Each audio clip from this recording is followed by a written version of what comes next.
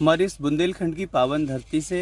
हम इस समय वर्तमान में पूरी दुनिया को देख रहे हैं कि जिस तरह से भूगोलवाद ने पूरे संसार को वर्तमान में इस कोरोना संकट से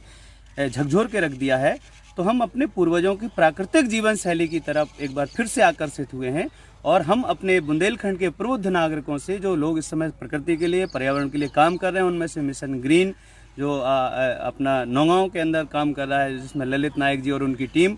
पूरा उन लोगों ने नर्सरी भी अपने यहाँ पे रखी हुई है और पेड़ भी उपलब्ध कराया, और उन्होंने ट्री गार्ड भी पहले से एडवांस बना के रखे हैं। 1100 रुपये उसका जो भी लागत मूल्य है आपको दे रहे हैं कि आप पेड़ लगाओ, तो एक पेड़ को सुरक्षा प्रदान करो, 5 साल तक बच्चे की तरह उसको पाल पोस के खड़ा करो। यदि हम लोग ऐसा कर पाए, हरपालपुर, मऊरानीपुर, नौगांव, अलीपुरा,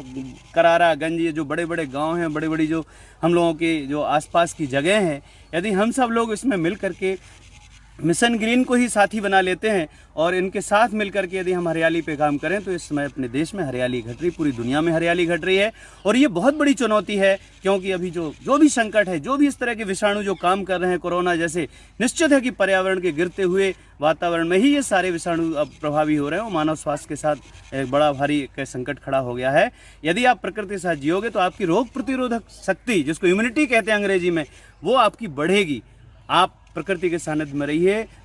प्रधानमंत्री ने भी आह्वान किया है कि आप जैविक उगाइए, प्राकृतिक उगाइए। गाय के सानिध्य में पशु पक्षी वनस्पति जगत के बीच में जो भारी एक गैप आ गया है, एक बहुत बड़ा मनुष्य के द्वारा जो एक बिना सोचे समझे इनको मार काट करके एक संतुलन बिगाड़ दिया, वापस हम लोग दया करुणा के दृष्टिकोण को अपनाएं अपने कार्य व्यवहार में, अपनी जीवन शैली में। फिर से हम कहीं ना कहीं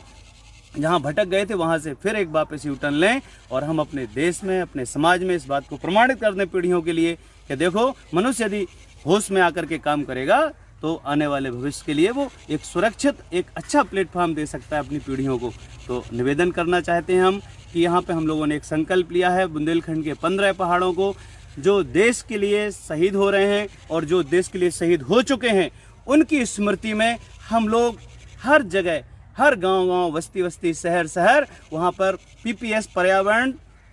प्रहरी संघ शहीदों की स्मृति में, कि हम अपने इस देश को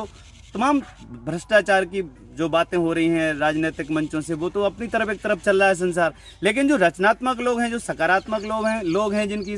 पॉजिटिव थिंकिंग है, उनको तो अपने तरीके से इस देश को, दुनिया को संभालना है, अपने जीवन की सार्थकता सिद्ध करनी है। हम निवेदन करना चाहेंगे कि आप एक पेड़ इस बरसात के मौसम में ज़रूर लगाएं और आप अपने मित्रों के साथ, ताकि एक सुंदर शहीद स्मृति में आपके गांव में शहीद स्मृति सत्संग वाटिका लग सके। क्योंकि जब हम अपने बलिदानियों को, उनके बलिदान के प्रति हम कृतज्ञता के भाव को नहीं सजाएंगे, संवारेंगे, संजोएंगे, तब तक आने वाली पीढ़ियों के सामने कृतज्ञता का जो भयानक दोष बढ़ता जा रहा है मानव सभ्यता के अंदर, ये भारी पतन का कारण है। इसलिए आए हम सब लोग अपने उन हुतात्माओं की स्मृति में कम से कम इस धरती पर बढ़ते हुए तापमान को रोकने के लिए एक पेड़ लगाएं, अपनी पीढ़ियों के सुखद भविष्य के लिए। हमारा यही निवेदन है। धन्यवाद।